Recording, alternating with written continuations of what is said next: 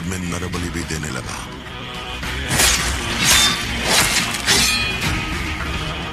अंधविश्वास उसके दिमाग पर हावी हो गया था।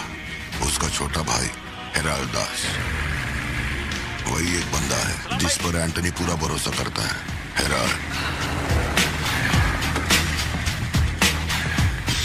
वो कनाडा में पढ़ाई करने गया था। वहां उसकी मुलाकात ड्रग कार्टेल से हुई। उनके साथ धंधा बढ़ाकर बहुत दौलत कमाई। अब उसका सपना था दास कंपनी को दुनिया का नंबर 1 ड्रग कार्टेल बनाना। उसने एक ड्रग को चुना, धतूरा। मार्केट में ना कोई इसके बारे में जानता था, ना किसी ने देखा था। तंबाकू के पौधों के बीच धतूरा उगाकर उसे फैक्ट्री में प्रोसेस करते थे। धतूरा कोकेन से ज्यादा खतरनाक था। डिमांड बढ़ने लगी। उसी दौरान ये खबर नारकोटिक्स डिपार्टमेंट को उसके अपने ही लोगों ने दे दी। जिन लोगों पर शक था उन सबके मुंह पर उसने धतूरा दे मारा। सबको ऐसी दर्दनाक मौत दी कि माफिया वर्ल्ड में आज भी उसके हैवानियत की मिसाल दी जाती है। तब से किसी ने गद्दारी नहीं की। एंटनी और हेरल्ड बिजनेस को ऊपर से अच्छी तरह हैंडल कर रहे थे। उन्हें ऐसा कोई चाहिए था जो ग्राउंड लेवल पे संभाल सके। एंटनी का एक बेटा था जिसे बचपन में अपनी गोद में मैंने खिलाया था। दास, लियो दास। नाकाबंदी इसलिए लगाई क्योंकि आपके बंदे ने एनसीबी को जानकारी दी है। आज तक आपको मुझसे कोई प्रॉब्लम हुई है क्या? मजबूरी समझिए सर, 200 किलो माल का सवाल है। आप कह देंगे 2 0 हटा के केस डिसमिस कर दो, लेकिन ऐसा नहीं होता दादा। माल के बदले किसी को तो सरेंडर करना ही होगा। आप बस लियो को भेज दीजिए, आपका माल आप तक पहुंच जाएगा। हाँ, सीनियर तक बात पहुंच गई तो मैं कुछ नहीं कर पाऊंगा। वैसे मैं उसे 1 हफ्ते बाद छोड़ दूंगा दादा। 1 हफ्ते में छोड़ेगा इसकी क्या गारंटी है? देखिए, माल चाहिए तो भरोसा तो करना ही पड़ेगा। एंटनी, लियो है क्या? वो इधर नहीं है। मेरे को बोला ड्रग्स लेके बॉर्डर क्रॉस कर।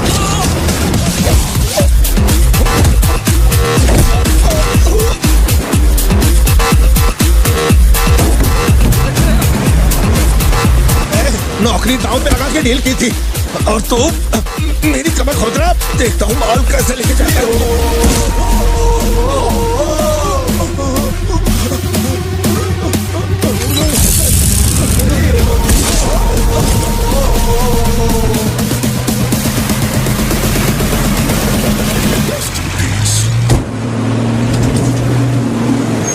एनसीबी को हमारे धंधे की खबर जिसने पहुंचाई थी उसको लियो ने ढूंढ निकाला।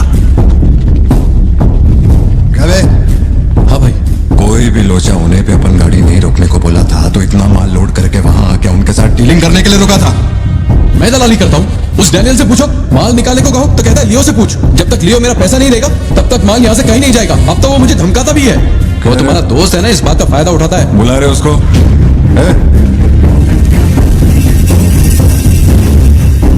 बहुत खुजली है तेरे में। इसके साथ मिलके काम करने में क्या प्रॉब्लम है तेरे को? ये खजूरी मेरा प्रॉब्लम है।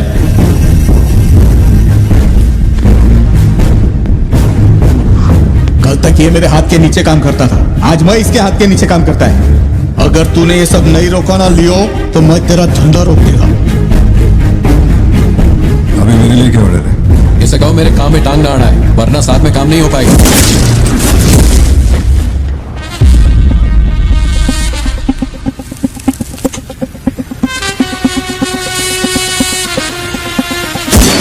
बहुत तकलीफ दे रहा था ये।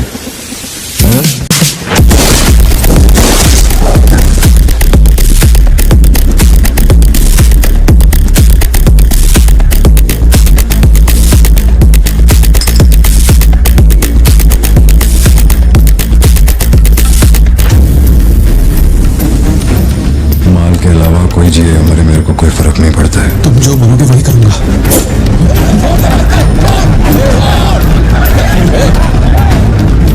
ये चाकू हटा। मैं जानता हूँ तेरा निशाना किस पर है। बंदूक नीचे रखो, निकल।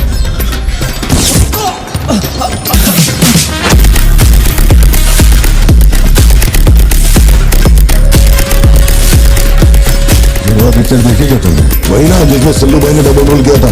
अपने वाले में थोड़ा चेंज है। उसमें 2 मेल थे, इसमें एक मेल और एक फीमेल।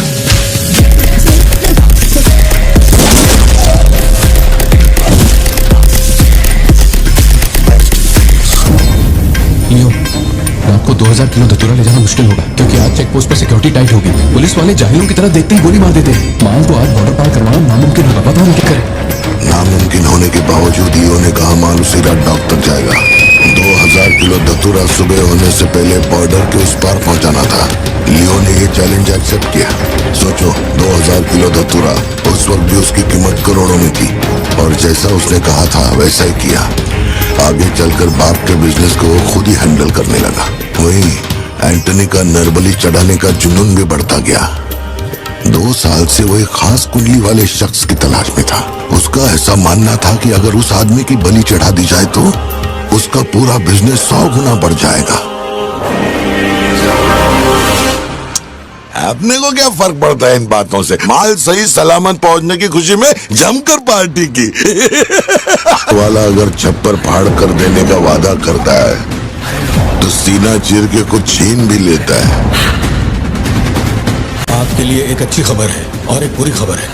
आज तक मैंने जितनी भी कुंडलियां देखी हैं, उनमें से सिर्फ ये 2 ही हमारे काम की हैं।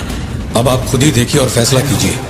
कुंडली नहीं दिखाना चाहता था, लेकिन और कोई रास्ता नहीं था। ऐसी दूसरी कुंडली नहीं थी जिसमें समय और नक्षत्र एक हो। ऐसी कुंडली दोबारा नहीं मिलेगी दास। या तो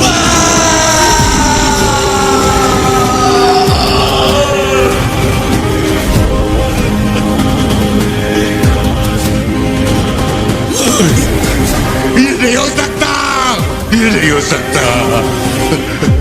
वैसे तो दोनों ही अपन के घर के बच्चे हैं, लेकिन आप उनसे पूछोगे तो हम अपन लियो का नाम लेगा।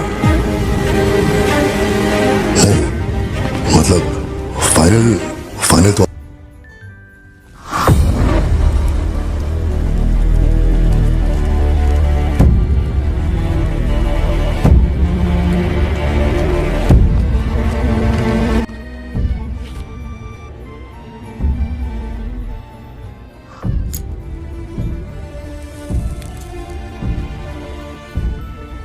अपन तेरे आगे हाथ जोड़ता है। सब लोग बोल रहे हैं कि तुम दोनों में से तेरी बलि चढ़ाई जाए। सबकी यही मर्जी है, पता है? तेरे अंकल की भी यही विश है। सिर्फ अपन ऐसा नहीं चाहता। इसके बदले में अपन को कुछ नहीं मांगता। मेरे को माफ करते। जब से मैंने होश संभाला है, तेरे कहने पे कितनों को मारा और काटा है। तेरे धंधे को ऊंचाई तक पहुंचाने का वास्ते अपने जिगरे को भी मार डाला। अब ये अंधविश्वास और नहीं। एलिसा को छोड़ दे। लियो, ये सब अपन धंधे के वास्ते कर रहा है। तू क्यों नहीं समझता? वो सिर्फ अपन की सिस्टर नहीं, एलिसा की जान में अपन की जान बसती है। अगर तूने एलिसा को कुछ किया तो तू चाहे जितने भी जन्म ले, हर जन्म में तुझे ढूंढकर तेरे शरीर से तेरी जान निकालूंगा। जब जब तू मेरे सामने होगा, तब तब तेरा आखिरी दिन होगा। तू भीख मांग रहा है इससे? जिस दिन अपनी मां मरी थी, इसकी आंख से एक आंसू तक नहीं गिरा। अगर इसने अपने बच्चों की बलि देने की सोच ही ली है तो ये मेरा बाप नहीं है, और ना ही ये सारे लोग मेरे अपने हैं। मेरे लिए एक काम करेगा लियो, तो इनमें से किसी को जिंदा नहीं छोड़ना।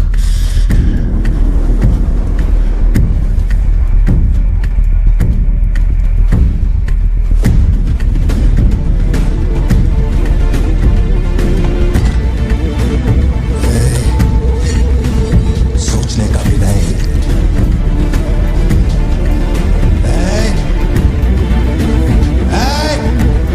अंकल, छोड़ दो उसे। बाबा, बाबा,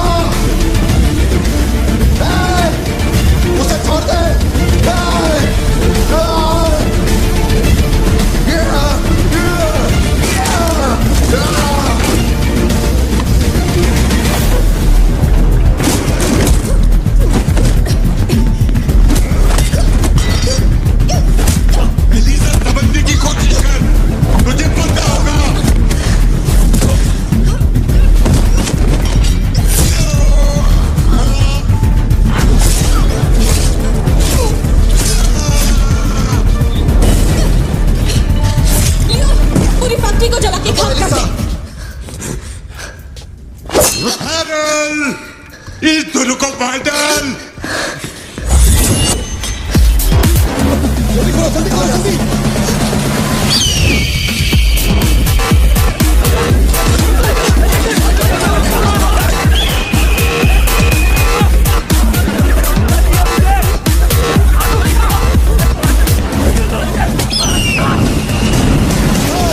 किसी को मत छोड़ना।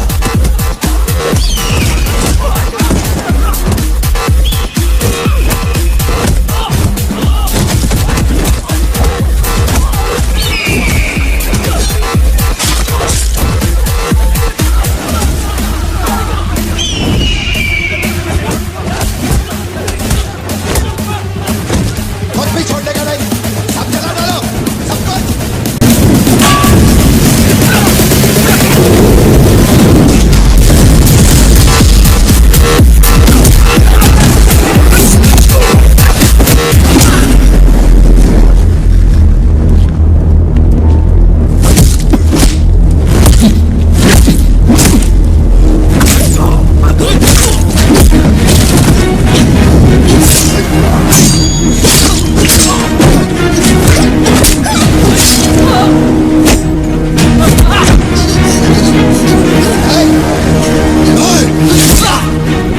इसी धंधे के वास्ते अपने बच्चे की बलि देना चाहता है ना?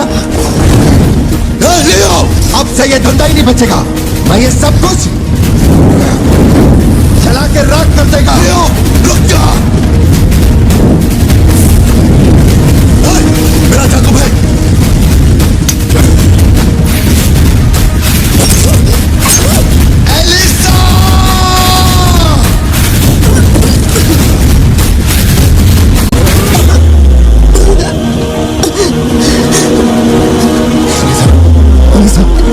एलिसा!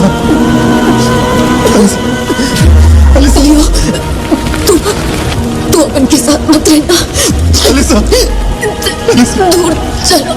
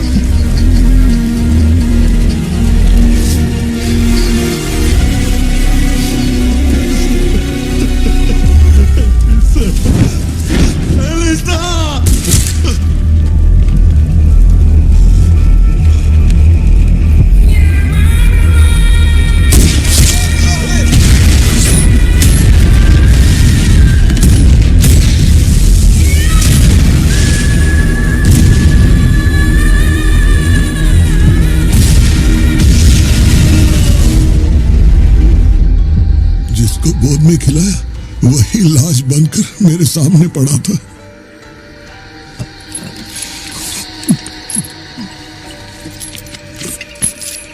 इतना बता दो, इस फोटो में लियो है या नहीं? अगर बता दोगे तो सारी मुसीबतें खत्म हो जाएंगी। हजारों की भीड़ में भी खड़ा होगा तो लियो को मैं